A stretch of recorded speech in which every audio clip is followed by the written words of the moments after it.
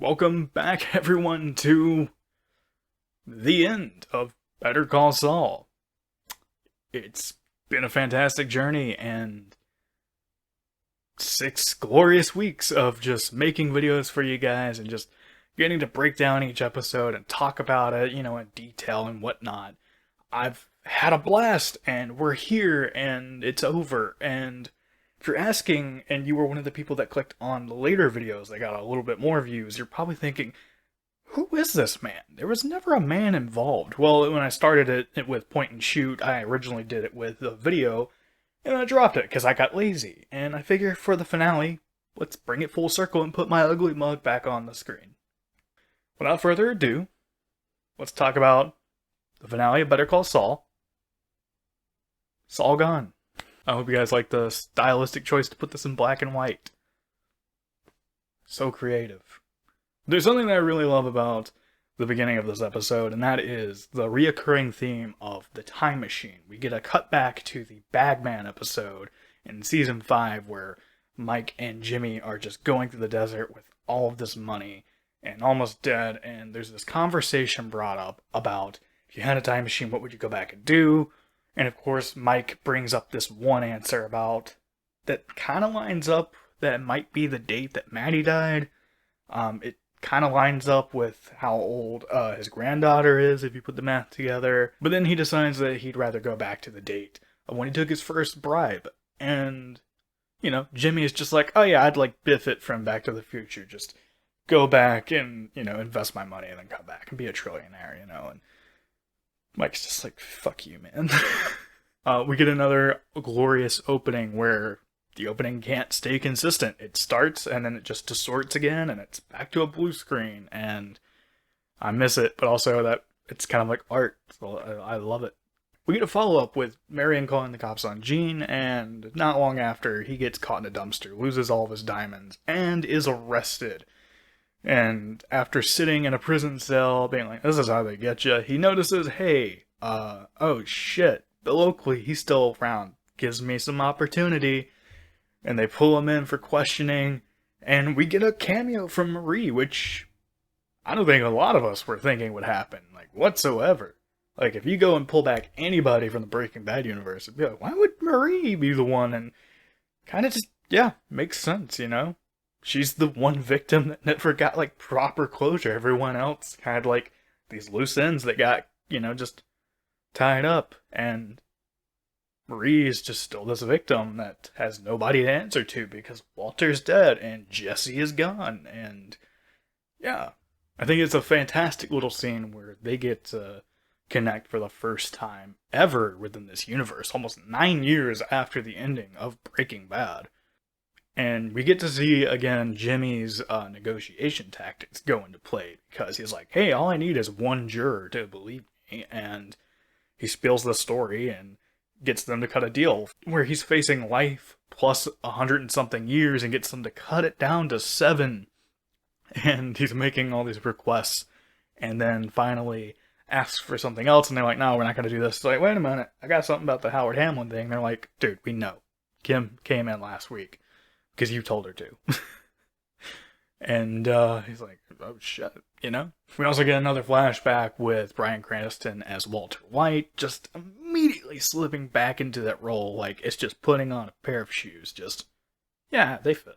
Both phenomenal. I love the dialogue in this scene, the reoccurring, bringing back the time travel thing, which is just more about Saul just wanting to ask about regrets, and you think Saul is going somewhere when he brings up the patch of ice, and instead his biggest regret is, oh, I'd just do it differently so that I wouldn't have a messed up knee. And you get a perfect line from Walter where he's just like, so you were always like this? and it's a perfect way to end that scene. And I love this transition from the light to the plane. And, I didn't get to talk about it, but he gets represented by Bill Oakley, and the scene where he gives Bill Oakley the phone call and he just drops the papers because he's just so shocked to hear the voice is just so hilarious, and it got a good chuckle from me. But essentially we come back to this plane stuff they're together on the plane, and he's like, hey, if I say stuff, basically, you get to use it against me, so maybe you should let me talk. He's like, fine, whatever. It's his opportunity to bring Kim in and get things right, and he takes it while he can. Meanwhile, we do see more of Kim back in Florida, and she's doing her own thing. She actually goes to volunteer, which is nice. But then she gets a call from the district attorney, and then she has to go and see the trial for herself. And the moment where they just kind of see each other and don't say anything, it's perfect. You got Saul rocking one of his classic suits, but with the modern Bob Odenkirk style. It's just so like, this is happening. It's just all I could think while watching it live. Now, earlier, whenever Saul was talking to Marie, he did this story about how he was also a victim of Walter White and how he was scared the entire time and basically got that to use his deal down to 7 years. And when he sees Kim, he decides to spin it back so that he's like, I created Walter White. He could never have done the things that he did without me, and all to do this just to protect Kim, which is just beautiful and lovely, because at the end of the day, Gene ran, Jimmy ran, Saul ran, and now finally he's getting to pay it back on this stuff that, it's such good writing in this scene, and it's also just, even though you're on the edge of your seat just wondering what's going to happen, it's also just very humorous. What I always loved about Better Call Saul is that it's able to build tension while also leave you laughing at the same time. So, like, you will be on the edge of your seat and just be able to still have a good chuckle. There's a lot of laughs throughout this entire episode with some serious shit going on. And it's my favorite balance of it that, like, I haven't seen recreated anywhere else. And that just tells you how good of writers like Peter Gould is, who also wrote and directed this episode. There's a moment where he gets to confess about his brother, and we also see the shot of the exit sign, which kind of mirrors the episode when he got Chuck to have his meltdown in the courtroom back in season 3. And as Saul finishes giving his testimony, he tells the judge, "The name's McGill. I'm James McGill." And you gotta love it. Before we get on the bus and go to prison, we have a flashback with Chuck, and Michael McKean returns playing as Chuck. And if I had to guess, this takes place just a little bit before the very first episode of Better Call Saul, because there's a mention about, I forget what it is, the Financial Times or something like that, which basically is the book that he gets brought in the very first episode, which means it's leaning into that. And you get this, another reoccurrence of this time machine thing by Chuck, of all people. It's a beautiful little moment, these two brothers that constantly disagree, just kind of having a moment together, and it's just like, this is the slow demise of this relationship, and here it goes. It's a beautiful final little touching scene between these two. Kind of feels like closure for this character, considering that he did end up killing himself. I really loved this moment, and out of a lot that there's a lot to love about this finale, but this scene in particular stood out to me. Then we get Jimmy going on the prison bus.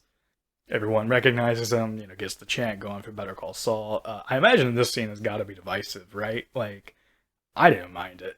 I thought it was pretty humorous in a way, and this big metaphor for the fact that Jimmy will never be seen as Jimmy ever again in his entire life. This is his new life, and no one will ever refer to him as Jimmy, and I feel like that more or so solidifies that when he gets called Saul, even when in prison. But then, as we're coming to a close, Jimmy is told that he has a visitor,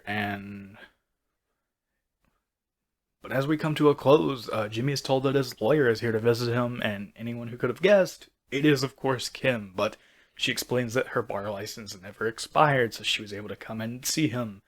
And the two of them get to share a cigarette that resembles the very first episode, where they're both in the parking garage. It's beautiful, kind of hot. I don't know what it is. It's just something about the editing. It's kind of hot. Yeah, I'm just saying. But anyways, I love the cinematography here. Everything that these two characters have to say to one another is just being said through their looks, and that's beautiful. Just how strong the writing throughout the show is, how strong the acting and direction in this show is. I think that's perfect, just getting to see these two look at one another in this scene and you're just able to place the pieces of these puzzles together perfectly fine, and it's why I'll forever love this show. Kim then leaves the prison looking back at Jimmy as he does the old-fashioned finger gun shoot to her, and it just hits you right in the feels. I've said it before, and I'll say it again. I am so thankful that this show didn't try to be Breaking Bad 2.0. It had leftovers from Breaking Bad and stuff that would be cooked into it, no pun intended, but it's beautiful how it was able to take foundations of Breaking Bad and mold it into its own thing within this universe, and essentially being the cap off to this trilogy, if you want to put it, with Breaking Bad, El Camino, and Better Call Saul. I said something a few weeks ago where I was like, I think you can watch Better Call Saul without ever watching Breaking Bad, and while I would much more prefer the show Better Call Saul out of any of these three, I think that Breaking Bad is at least essential. Or you could always look up like a Clone Wars guide where it's like, you can watch these episodes without getting spoiled. That actually, I think, would be really fun. But like I said, I just, this show ending, just, it really hit me. And that's why I kind of wanted to take some time on this video, because it's done, and that's beautiful, and I'm glad that it's over. But also, you know, it's just been a while since I felt this way about a show. The last few years of getting caught up on it, because I watched it when it first came out, and I dipped off a little bit when season 2 came out, and then picked it up a few years ago, and got caught right back up, and it really helped me when I was going through a lot. It was this amazing thing to look forward to, and I haven't opened up about it, but like, I'm not having the best year. It's not terrible, but also, there's a lot of personal stuff that I won't go into, but just having it week after week has been a huge, this is my new thing to look forward to, and I'm thankful to have it. And the fact that it is over is just, it blows my mind, and I'm just thankful that this all happened, and it ended as good as it did. And yeah, I really hope that anybody who watched this show enjoyed it as much as I did. I can't wait to get into a situation where the box set comes out and I can just buy it. Hopefully there's a 4K collector's.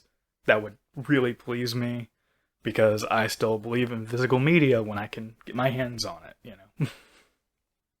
I'm at a loss for words. I just think that this finale is beautiful. The show overall is beautiful.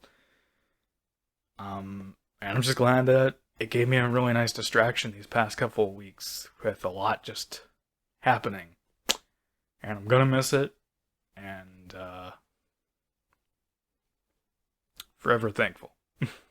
I feel like I'm running around in circles. But, let's wrap it up. I hope you guys enjoyed.